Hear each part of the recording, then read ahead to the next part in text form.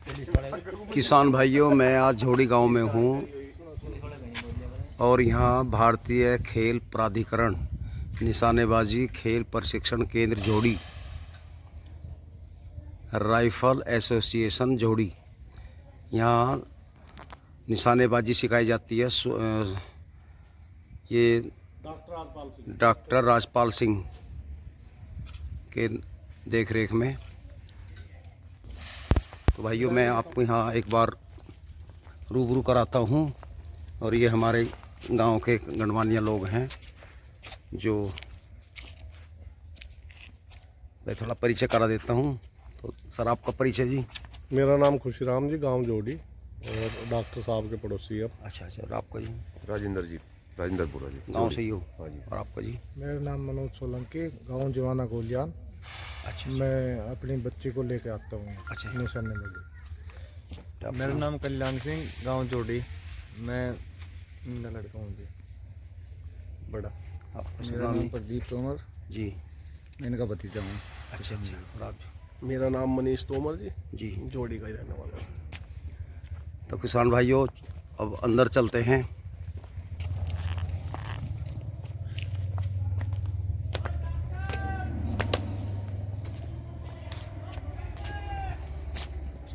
BP Singh single indoor shooting range जोड़ी बागपत का उद्घाटन श्री राम नाइक, माननीय श्री राज्यपाल उत्तर प्रदेश के कर कमलों द्वारा ये किया गया था।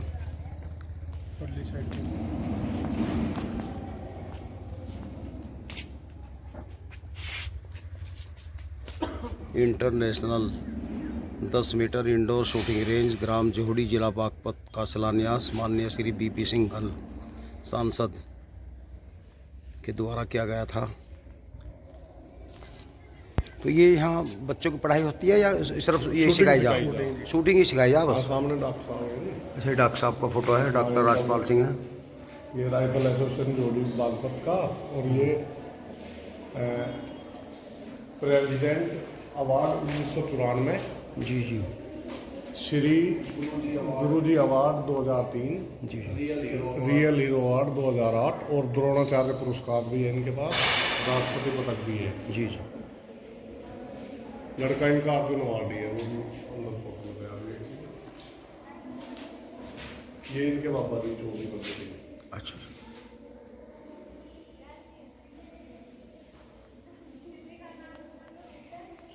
साहब IPS को ट्रेनिंग में रहे जी।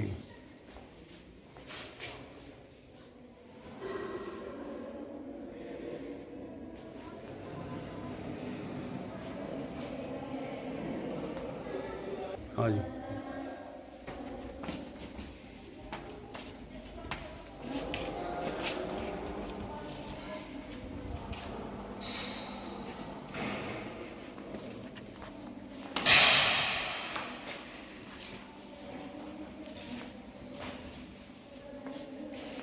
तो भाई, नमस्ते नमस्ते नमस्ते।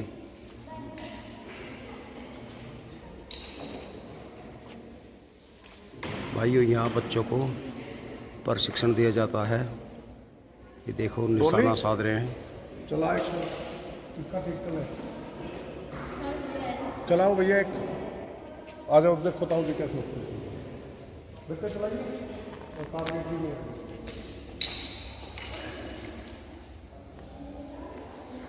अच्छा, ये है कारतूस? अच्छा हाँ जी।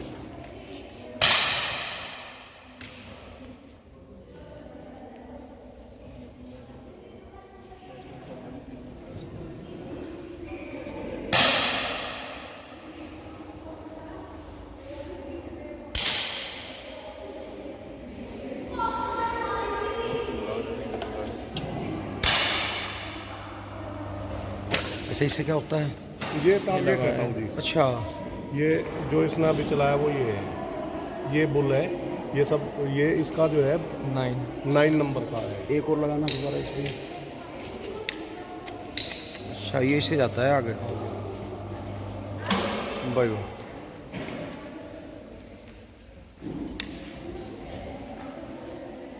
तो ये सिखाने के लिए पिस्टल ही मिलती है? कोच है यहाँ, सब कुछ है। अच्छा अच्छा।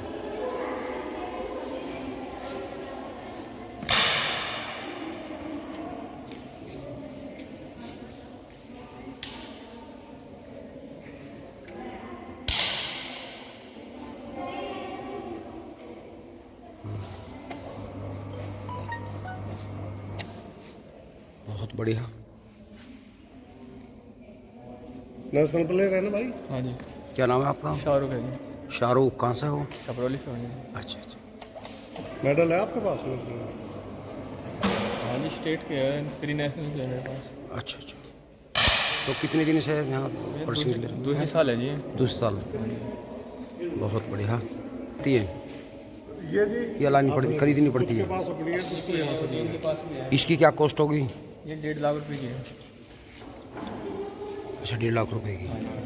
1.5 लाख। और जो बच्चा नहीं खरीद पाता उसका कैसा करते हो? तो रेंज के पास है यहाँ पे। अच्छा, सीखने के लिए मिल जाएगी। बहुत बढ़िया जी। देखो फिटिंग क्या बढ़िया, हाथ का सेटिंग। तो ये मतलब घर पे नहीं सीख सकते, तो यहीं आना पड़ेगा। घर पे होल्डिंग, ड्राई होल्डिंग। तो घर पे ये पूरा इंतजाम करना पड़ेगा फिर तो। हाँ, अगर ये भी नहीं है तो ड्राई होल्डिंग दीवार पे हो जाती है। अच्छा बिना अच्छा शॉर्ट से। अच्छा अच्छा अच्छा। चलो जी। वो सामने बात। बेटा तुम कब से सीख रहे हो? 6 महीने। एक बार लगाना तुम भी। तुम नहीं लगा रहे अभी? प्रैक्टिस कर रहा हूँ। लगा नहीं पाते? नहीं, अभी प्रैक्टिस अभी कर रहा इनको वो हाथ सेट करने की प्रैक्टिस करें। अच्छा अच्छा, तो थोड़ा सिखाया जा रहा। ने ईंट लगा रखी है, अच्छा। दिखा करके। इससे क्या होगा, मतलब हाथ का वो? हाथ तो उसकी कंपन खत्म हो गया। अच्छा अच्छा, हाँ जैसे हम करते हैं हमारे हाथ में कंपन होती है। भाई वाह। नीतू बता एक बार इधर। अच्छा, ये इनकी कोच हैं जी। नमस्कार। तो आप भी जानते हो कि निशाना तो? नेशनल प्लेयर है नीतू। अच्छा अच्छा अच्छा। तो ये गाँव से ही है, जोड़ी से ही? चलो बहुत बढ़िया जी। ये उससे साई कोच है जी ये। जी जी। नहीं, अगर कोई जैसे हम मेरठ के रहने वाले हैं, वहाँ तो कोई से मेरे ख्याल में आसपास है नहीं कोई। नहीं, मेरठ में तो बहुत रेंज है। हैं? पता ही नहीं हमें तो। मेरठ में तो सरकारी भी है, प्राइवेट भी है, कम से कम 15 रेंज है मेरठ में। तो कितने साल का बच्चा जा सकता है इसमें सीखने के? 5-6 साल का या ज़्यादा बड़ा होना चाहिए? 8-9 साल तो 8-9 साल का।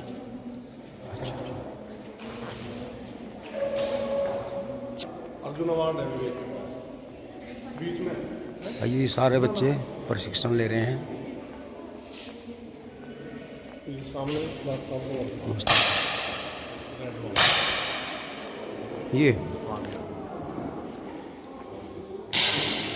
ये गांव का लड़का? हाँ जी।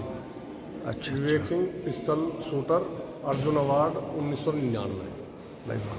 इनका एशियन गेम में मेडल था। ये रवि तोमर है, जी जी। राइफल एसोसिएशन जोड़ी बागपत। 2014 में। ब्रॉन्ज मेडल, एशियन गेम में ब्रॉन्ज मेडल है। ये सब यहीं के प्लेयर हैं।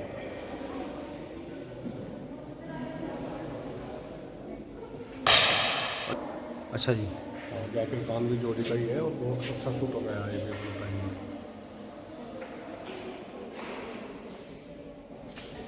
बाकी अरबी ये यहीं से हैं। यही सही है। हाँ हाँ। आ जाने अब आज प्रैक्टिस हाँ, करने। कभी कभी अब कोरोना की वजह से घर से निकलती है। अच्छा अच्छा। ये साई सेंटर है। जी जी। नीतू चौहान जो है वो गवर्नमेंट की तरफ से कोच है यहाँ। जी जी।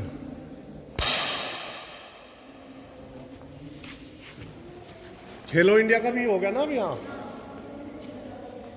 अब यहाँ बच्चों को ऐड भी मिले रखा था जी खेलो इंडिया की। जी जी। जो यहाँ मतलब जिन्हें इनाम मिलेगा। ये जो आजकल के युवा वर्ग हैं, जो बहुत से घरों में बच्चों को नहीं इधर ला रहे हैं, ध्यान दे रहे हैं। तो इसमें आप मैं ये कहना चाहूँगी कि ऐसा नहीं है। आजकल जहाँ मैं जितना मैं समझती हूँ, हमारे टाइम में आज से 20 साल पहले जब हमने शुरू की थी जी। तब मुश्किल थी आने में। अब मुश्किल ज़्यादा नहीं है, क्योंकि पेरेंट्स भी समझदार हैं, बच्चे भी समझदार हैं और यूट्यूब वगैरह देखते हैं, हर चीज़ की जानकारी है। मैं ये कहना चाहूँगी कि अगर बच्चे के अंदर लगन है और वो चाहता है तो वो जी। कुछ भी कर सकता है। बिल्कुल बिल्कुल। धन्यवाद जी।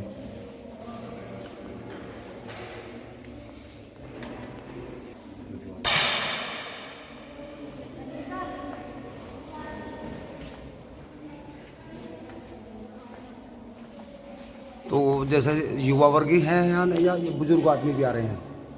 बुजुर्ग भी आ जाओ, वैसे तो यहाँ कम आते हैं। अब शुरुआत से ही लेकर चले। तो नहीं पता नहीं कि इनके सर्टिफिकेट शुरुआत किसान भाइयों, ये जो शूटिंग रेंज है, इनके कर्ता धर्ता जो हैं डॉक्टर राजपाल सिंह जी हैं। इन्हीं की देख रेख में ये सब चल रहा है। मैं आपको आज इनसे परिचय कराता हूँ। डॉक्टर रसपाल जी मेरे सामने हैं। डॉक्टर साहब नमस्कार। नमस्कार जी। तो थोड़ा बताएं, जैसे आजकल जो युवा वर्ग है भटक रहे हैं, बहुत से बच्चे सही लाइन पे नहीं लग पा रहे हैं, तो उन्हें क्या करना चाहिए? देखो, कल भी मैं गया था बिजनौर जी और वहाँ के सीडीओ और एसडीएम और काफ़ी लोग थे। जी मैं वहाँ यही बात करी थी, बिजनौर से मेरा संबंध रहा बहुत जी पहले से, जी क्योंकि मैं 78 में वहाँ मैनीटर पैंथर मारने गया था। जी 3 महीने रहा, योगी जी के का बीच में पढ़ता था।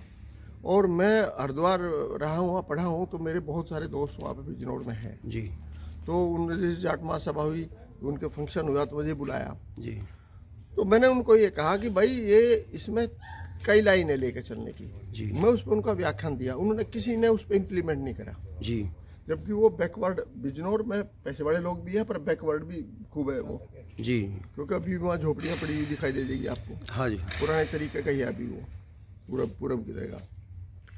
पर उन्होंने वो बात किसी ने मानी नहीं वो। जी और उसी पर मैंने कटाक्ष कर बोला, मैं कहा गाँव में एक गाँव की कहावत है, सोच समझ कर चोर बनना अच्छा, बगैर सोचे समझे साधु बनने के। बिल्कुल। अगर आप बगैर सोचे से साधु बन जाते हैं तो कल को रोगे मुझे रोटी नहीं मिलती, मुझे कोई पूछता नहीं। जी जी चोर बने तो आपको पता पुलिस भी पिटेगी और भी ये जेल में भी जाएंगे, तो तुम मन से दुखी नहीं होंगे। जी इसे सोच समझ के करो। आप लोगों ने सोच समझने का नहीं करा। आपको नौकरी की बात करो कि इस तरीके से चलो नौकरी मिलेगी, जी उसको नहीं मानते। नहीं मानते हैं जी, खर्चा कितना होगा। जी और आप खर्चे पे ध्यान दे ले, जब उस रिश्वत दे के आप नौकरी लगवाते हो, उसको दहेज में लेते हो वापिस, बिल्कुल। तब आपको नियम नहीं दिखाई देते। तो वह बातें मैंने उनको कही, परंतु मानते नहीं लोग। और उन्होंने नतीजा हुआ कि बच्चों की पढ़ाई पर, कैरियर पर पैसा नहीं लगाया उन्होंने, बिजनौर वालों ने भी। जी और वो नतीजा हुआ कि उनके बच्चे अफसर नहीं बन पाए और वो अपने छोटी मोटी सोचते रहे। वो हमारे इलाके में भी है। हमारे इलाके में सबसे ज़्यादा, अगर किसी ज़िले में सबसे ज़्यादा रिश्वत देने का शौक है तो वो हमारे इलाके में है। जी जी सब पैसे दे देंगे, भाई पढ़ो आओ ना हो, फिर ब्याह होगा तो उससे ज़्यादा दहेज मिल जाएगा, तो ये बिल्कुल सही हिसाब बात लगा है। लेते हैं। और मेरठ के लोग इस चीज़ों को समझते नहीं, क्योंकि वो हमसे ज़्यादा अमीर है और वो वेल टू डू है हमसे। वो इतने गरीब नहीं है, हमारे यहाँ थोड़ा बागी इलाका है। जी तो वो यहाँ की परिस्थितियों के हिसाब से वो अनुकूल था। जी मैंने उसी के लिए उनको कहा, भाई तुम कितने खर्च करोगे? 5 लाख। हमने कहा 5 लाख में तो तुम 3 लाख में दे दो, हाँ जी गारंटी तो नौकरी लग जाएगी। जी उन दिनों 3 लाख में उनके 1.5 लाख में हथियार सारे सामान आ गए, जी 1-1.5 लाख में और उनके खर्चे हुए, जी और 3-4 साल में उन्होंने मेडल ले लिया और बॉयज कंपनी के थ्रू सारे आर्मी में चले गए।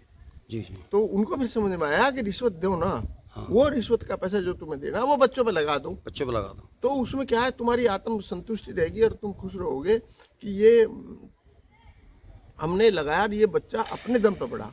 और वो भी फिर रिश्वत को सिपाही नहीं बनेगा, जी क्योंकि उसने वो पैसा अपने करियर पे लगाया। जब तुम रिश्वत दे के करते हो तो बच्चे का संस्कार खत्म कर देते हो। जी। वो कहता है कि मैं रिश्वत दे के हुआ तो मैं इससे ज़्यादा पैसे कमाऊंगा, जी तो संस्कार तो खराब कर देते हो, भाषण देते हो पर प्रशासन को। जी प्रशासन के तो पार्ट आप भी है।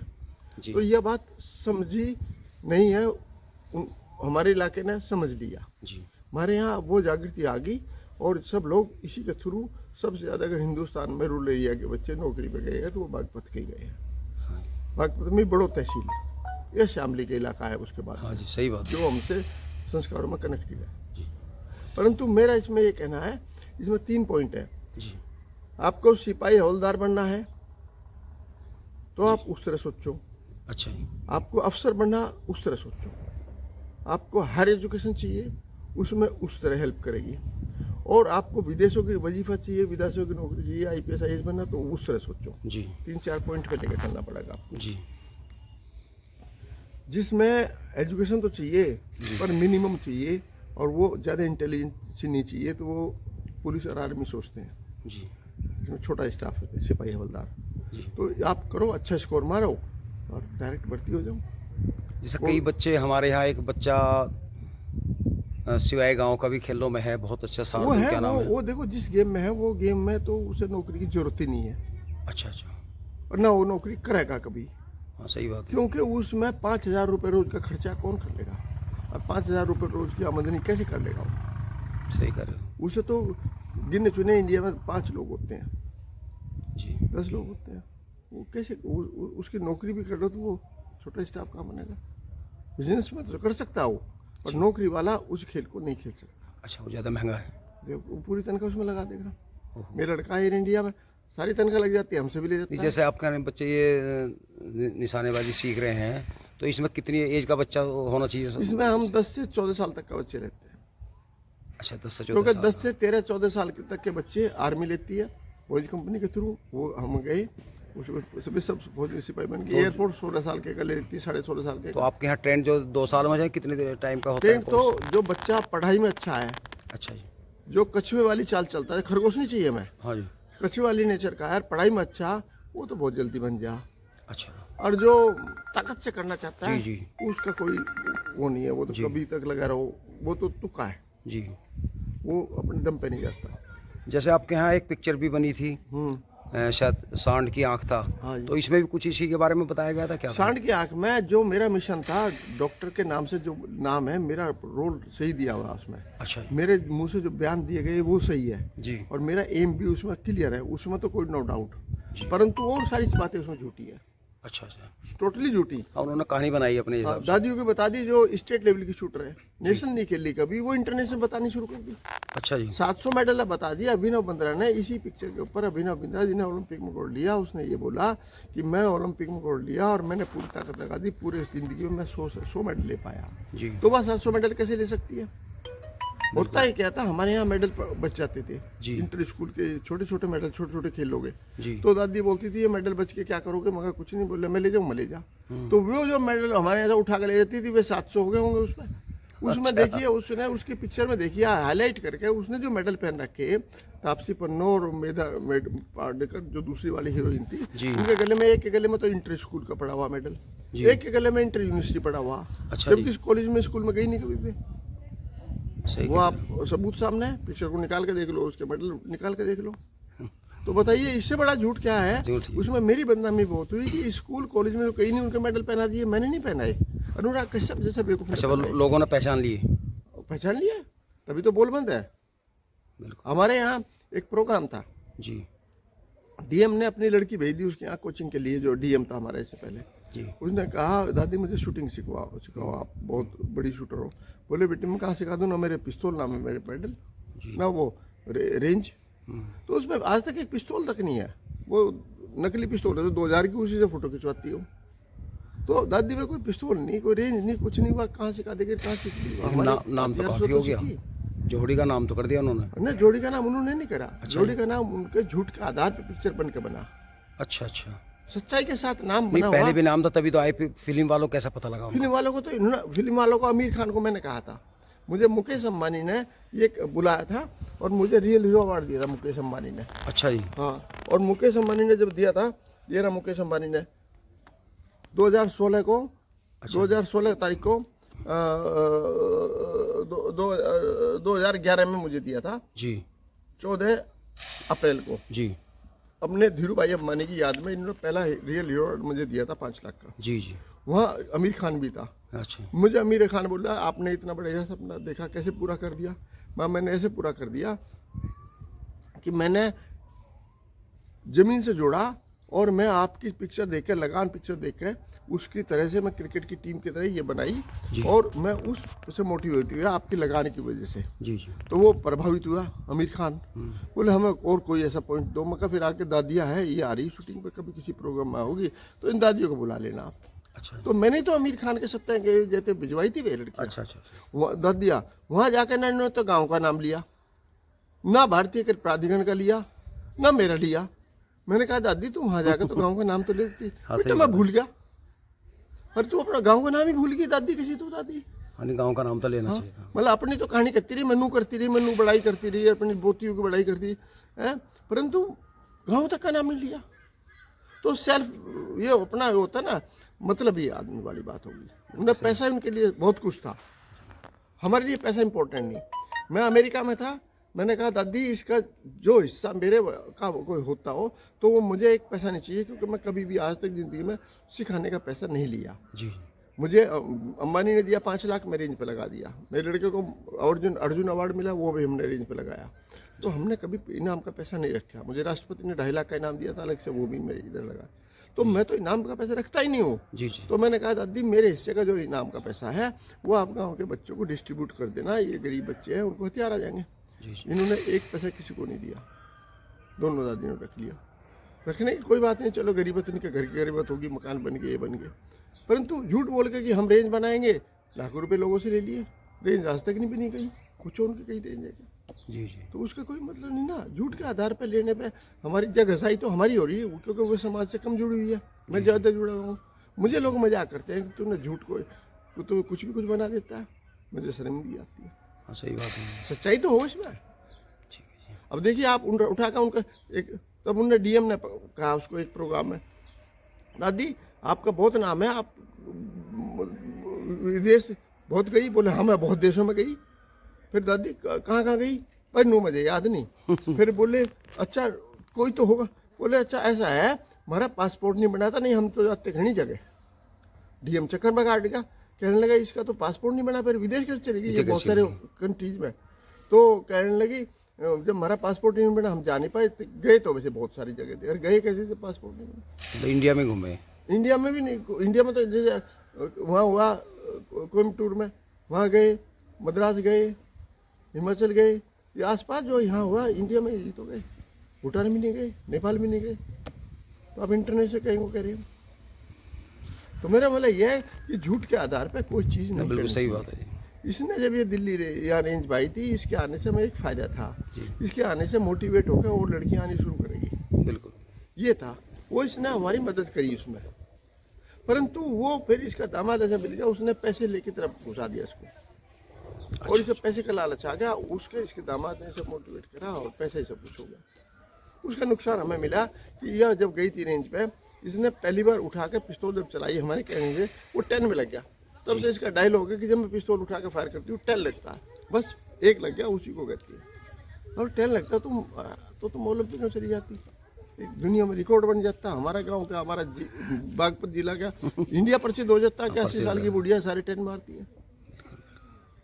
मतलब कम ये कभी पढ़ी, स्कूल में नहीं गई, तो एजुकेशन नहीं है, इसलिए झूठ बोलना भी तो नहीं आया। तो हमारा ये मतलब है कि लड़कियों को इनकी दादी और का इतना हमारे लिए फायदा रहा कि गांव में लड़कियों को इकट्ठा करके लाने में इनकी हमारा योगदान रहा। परिवार वाले भी अपनी बेटियों को लाने लगे इधर। फिर ये अपनी लड़कियां आई, इनकी सारी लड़कियां बादल गांव में पढ़ी, उनकी नौकरी मैंने दिलाई, क्योंकि बादल साहब मुझे कहने लगे सारी लड़कियां तो तू ले आ अपने यहाँ की, हमें क्या फ़ायदा पंजाब को। मगर जी सारा ही फायदा है। बोले क्या, मगर देखो सोनी सोनी लंबी लंबी लड़की, इनके ब्याह इधर ही करेंगे, नौकरी आप दे दियो। तो बादल साहब ने अपना वायदा पूरा करा, इनकी लड़की जो टीम में मेडल लेकर आई थी पोती, उसको उन्होंने दरोगा बना दिया। भाई वाह, नहीं तो टीम वाली लड़की को सब इंस्पेक्टर नहीं बनाते। जी जी। तो उन्होंने आउट ऑफ दी मदद करी। अब मैंने उस लड़की से कहा था कि अब तू पंजाब में शादी करना, नहीं मेरी नाक कटेगी, तो हम आगे फिर पंजाब को कैसे मुंह दिखाएंगे। बिल्कुल बिल्कुल भाई दोनों देशों स्टेट का मिलन। हाँ जी हाँ जी। तो मेरा मतलब ये झूठ के आधार पर, मेरा इसी का संदेश देने का कहना है कि जो कुछ काम करो सच के आधार पर करो, झूठ ना करो। इसके मैं खिलाफ हूँ और मुझे किसी से कोई शिकायत नहीं। जी जी। तो डॉक्टर साहब बहुत बहुत तो धन्यवाद। दूसरी मैं ये कहना चाह रहा हूँ कि बागपत जो आपका मेरठ जिला है, मेरठ जिले में हमारा प्रयोग नहीं चल सकता। अच्छा जी। क्योंकि मेरठ जिले के लोग मालदार हैं, हमसे बिजनेस माइंड के लोग हैं जी। वे सिपाही क्यों बनेंगे। बिल्कुल। तो हमारे तो लोग सिपाही हवलदार में खुश हो जाए। बागपत जिले के तो सबसे बैकवर्ड है बेचारा, गन्ने का बेल्ट है, इसमें है ही कुछ, तो या तो इतने में खुश हो जा। बस किसान का लड़का सरकारी हाँ, नौकरी मिल इसलिए जाए। आप देखो ये किसानों वाला जो मामला है पूरे मेरठ जिले में कहीं नहीं है। जी जी। बूंदों का को किसान का लड़का जिसको आप कह रहे हो, वो लड़का तो जो 5,000 रुपये रोज करता है, गाड़ी में जाता है, 10,000 रुपये रोज का खर्च आता है, वो तो अमीर लड़का है। जी।